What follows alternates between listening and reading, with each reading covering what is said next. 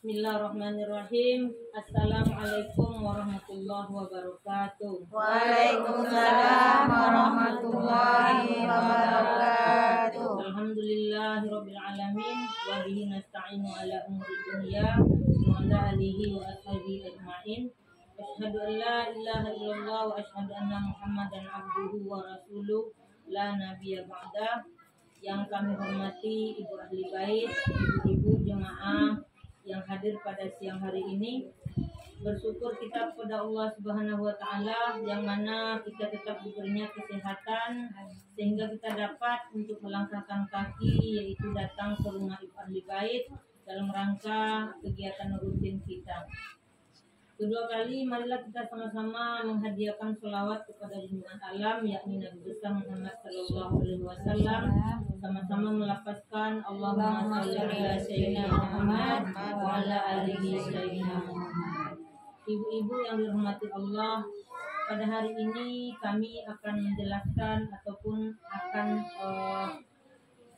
menerangkan yaitu tentang upaya mewujudkan keluarga sakinah. Upaya itu artinya kita giat, ingin. Artinya membangun keluarga sakinah merupakan salah satu impian bagi setiap pasangan suami istri. Enggak ya, Bu? Iya. Iya enggak, Bu? Iya. Karena kita berkeluarga itu pasti ada keinginan. Yang jelasnya kalau kita sudah mengikat tali pertalian nikah, itu kita pasti ada keinginan yaitu untuk membangun keluarga yang sakinah. Ditambah lagi nanti mawaddah dan warahmah. Semua itu tentu awalnya dulu sakinah. Sakinah itu mewujudkan keluarga sakinah yang kuncinya percaya sebagai salah satu keluarga kita sama-sama percaya kepada suami dan suami pun juga percaya sama istri. Itu kunci kebahagiaan suatu keluarga supaya nanti kita mendapatkan sakinahnya. Di dalam Al-Quran dijabarkan yaitu dalam ayat 21 surah Ar-Rum yang berbunyi yaitu wa min ayatihi an khalaqalakum min anfusikum azwaja litaskunu ilaiha wa ja'ala bainakum mawaddatan wa rahmah inna fi dzalika laayatil liqaumin yatafakkarun. Itu ayat yang tentang keluarga sakinah. Artinya dan di antara tanda-tanda kebesarannya ialah untukmu dari jenismu sendiri agar kamu cenderung dan merasa tentram kepadanya, dan dia menjadikan di antaramu rasa kasih sayang. Sungguh pada yang demikian itu benar-benar terdapat tanda-tanda kebesaran Allah bagi kaum yang berpikir. Jadi kalau kita berpikir, ibu-ibu, memang iya pula kita itu ada jodoh, ada pasangan. Pasangan itu kita tidak tahu sebelumnya, tapi karena Allah mentakdirkan, ya inilah yang terjadi. Kita dapat pasangan saat ini, mudah-mudahan kita akan sakinah dengan pasangan kita tersebut. Amin. Berdasarkan ayat tersebut dapat diketahui bahwa istilah sakinah digunakan Al-Quran untuk menggambarkan kenyamanan keluarga. Jadi semua itu digambarkan pada Al-Quran. Apapun sakinah pun kita, mawaddah pun kita, warahmah pun kita digambarkan di dalam Al-Quran. Jadi kita keluarga sakinah adalah keluarga yang berawal dari rasa cinta. Jadi kalau tak cinta tentu tak akan sakinah, Bu. Sekarang ini kita udah merasakan aja lagi, Bu, ya, adanya kita berjumpa pasangan maka dapatlah cinta di dalamnya. Mungkin awal-awalnya ada yang tidak cinta ya, Bu, ya, tapi karena udah bertemu bersatu maka timbullah cinta. Nah, itulah namanya berawalnya sakinah tersebut.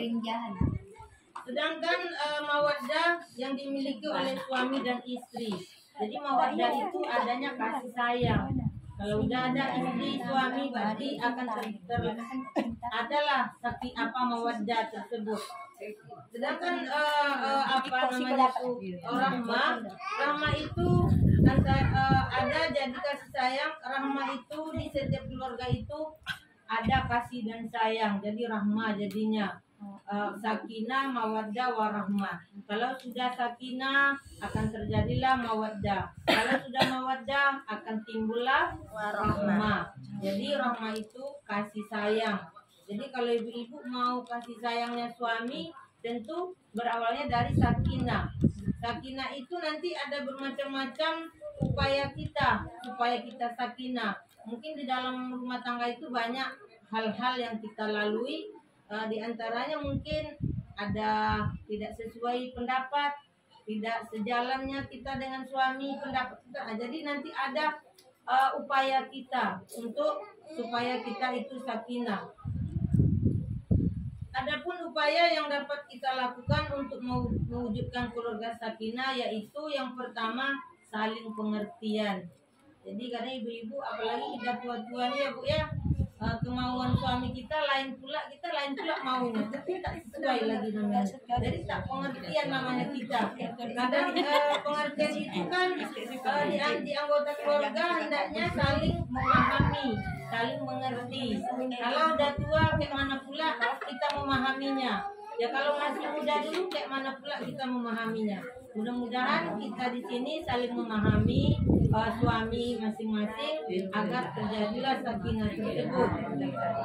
Yang kedua yaitu kita berupaya melakukan penyesuaian diri. Kalau penyesuaian itu biasanya orang pengantin baru ya Bu ya. Kalau kita udah usang nih, nantinya udah sesuai aja dari dulu. Karena udah kita lalui banyak perjalanan di dalam pernikahan. Jadi melakukan penyesuaian diri ini, menyesuaikan diri dalam keluarga berarti setiap anggota keluarga berusaha saling mengisi kekurangan. Jadi kalau suami kita rasanya kurang, kita lah yang menutupinya.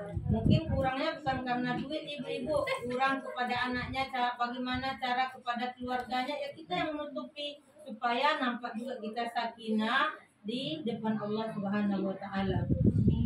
Jadi kita saling mengerti, saling mengisi kekurangan daripada suami ataupun istri.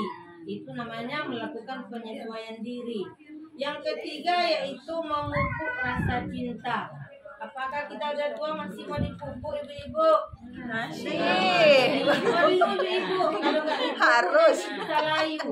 Nah, jadi kalau kita pupuk terus rasa cinta itu, maka sampai hari akhir pun kita akan sakinah, mawaddah, warahmah. Untuk mencapai kebahagiaan, ketentraman,